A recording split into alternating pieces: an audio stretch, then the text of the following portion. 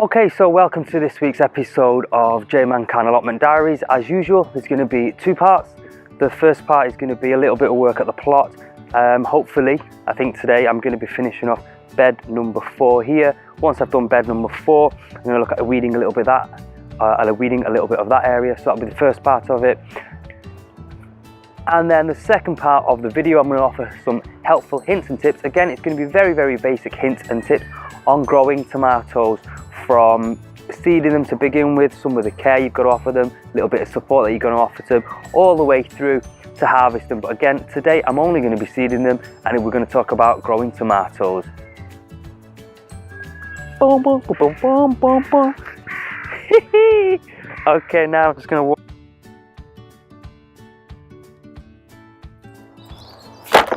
So quite a few times what I've had to do, because I've not had the relevant wood here, I've been putting in temporary pieces of wood, okay, until I can get the right pieces of wood just to put in to make it look a little bit more attractive. Anyway, today I've got a couple of pieces of wood, and I'm going to hopefully make this bed look a little bit nicer.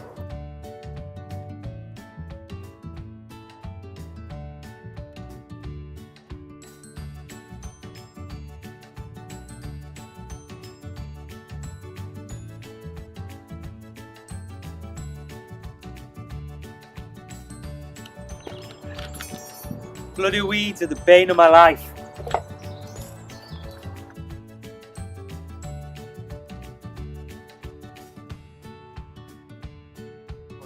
So what I want to do on this bed is I want to start preparing to put my potatoes in, which means taking out all the pieces of wood and any of the big chunks that I can of weeds or anything like that. So all I'm going to do literally is turn it over, take some weeds out, turn it over, take some weeds out, turn it over, take some weeds out, turn it over, take some weeds out. And again, what I do is have a little container on the side, start at one end, go to the other end, any big pieces, turn them over. It's a good idea to do it with a fork as well. That way you're not chopping any more of the weeds up, okay? If you did it with a spade, you're going to cut the weeds in half, and then all that you're doing is you're multiplying the number of weeds. There you go. So what you want to try and do is take off every single part of the weed, whack it in my container there, okay? Otherwise the weed's just going to come back. Again, hopefully in the next week, maybe fortnight, I want to get my potatoes in the ground. They're nicely chitting away at the minute at home.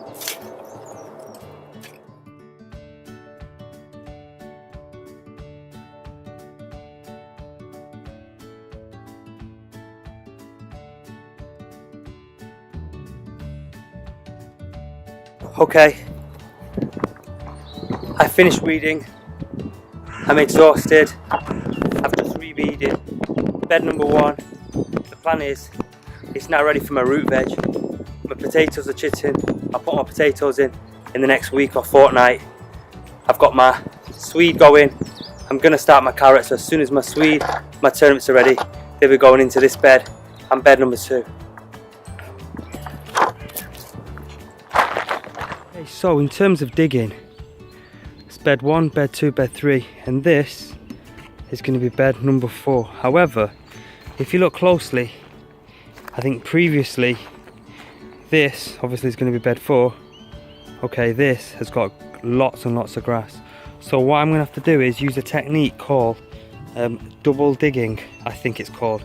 Effectively what that means is making a huge hole in the ground here, taking a chop of grass off here, face down and putting it on there, so the grass is like that, face down in the corner, carrying along, and as I go along, make the hole there, put it on top, put it on top, put it on top, put it on top. So eventually this big hole is filled by grass face down and then other soil on top, and you go all along. I'm gonna have to do that with the whole load of grass there. But at the same time, because I'm gonna go runner beans here this year, I actually have some manure there. I'm gonna throw the manure in at the same time as double digging that. Hopefully that will help me get rid of this this path, and then I'm gonna have to take out all the weeds in that area anyway. Just what I'm doing now. I've double dug all of that, put manure in it right the way along, As you can see, I've dug it all up, all the way. Not gonna lie to you, I'm bloody exhausted. So that will potentially be bed number 4.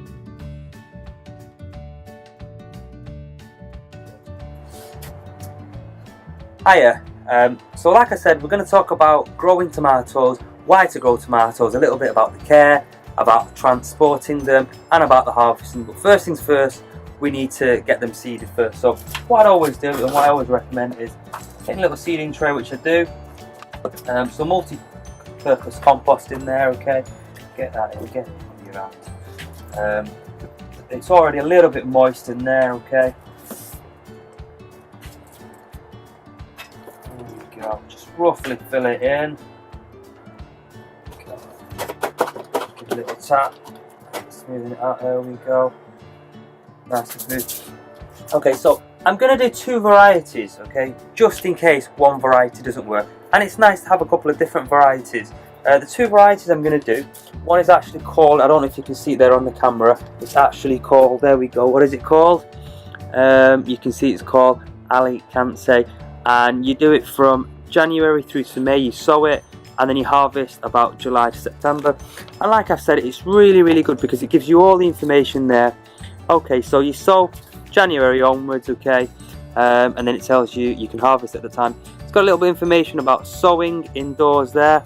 It talks a little bit about transplanting. It's got a little bit about aftercare, training, and you know, it's got a little bit of, so all the information that you're going to need is more often than not on the packet. So I'm going to be doing that.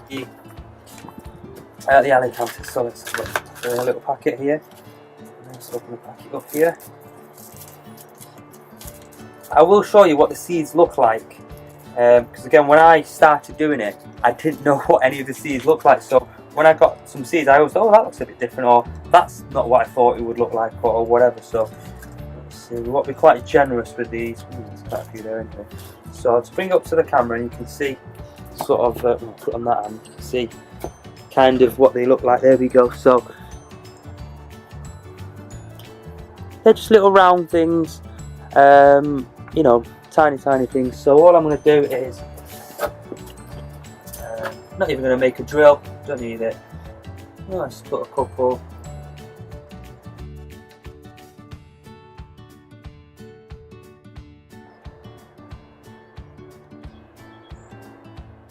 That's that one. And let's do the other one again. So these look, I'm going to say identical to the first one. They're actually a tiny, whiny bit smaller. Let's bring them to the camera, you can see, there you go. Similar size and shape. So let's get these in as well. But these I'm going to make their own little.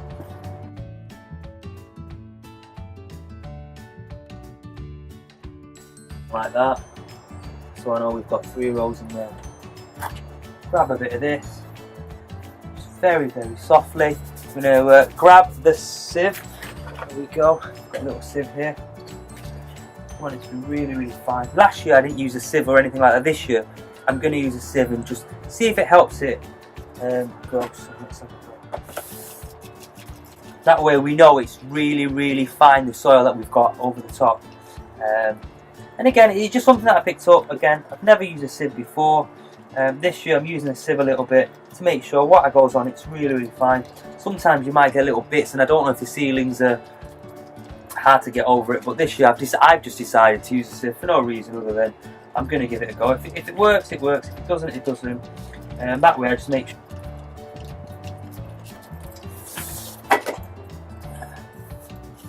Sieved it over there.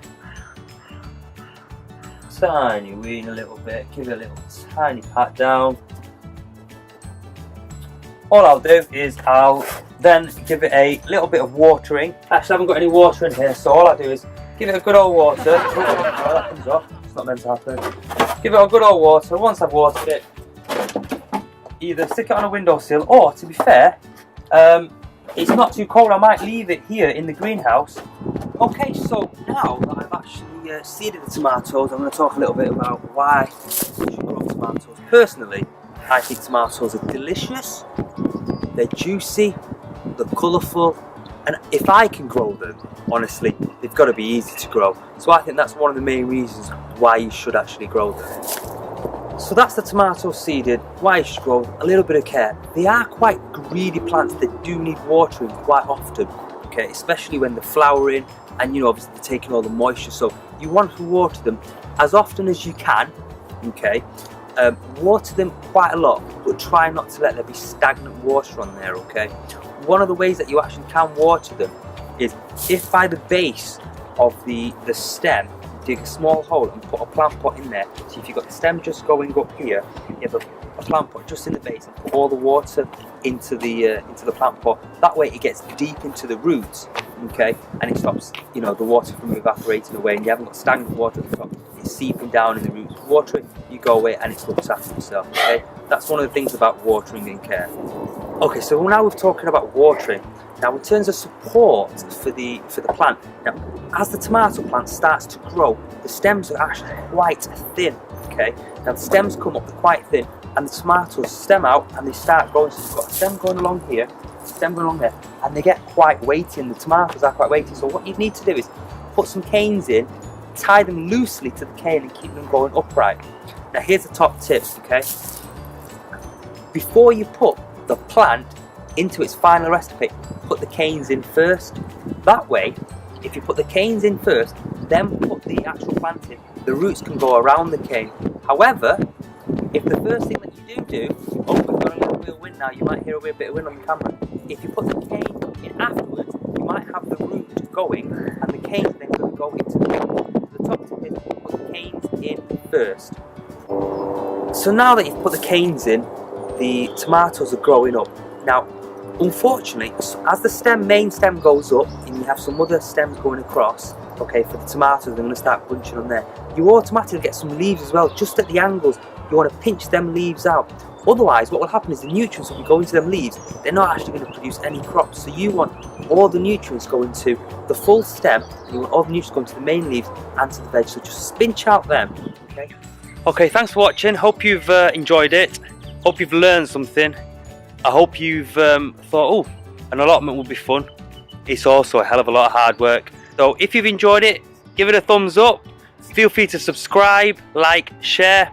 The weather's actually not rained at least, so that's really, really good. Okay, so I'm going to get off. I'll see you soon. Have a good week. Thanks a lot. Bye-bye.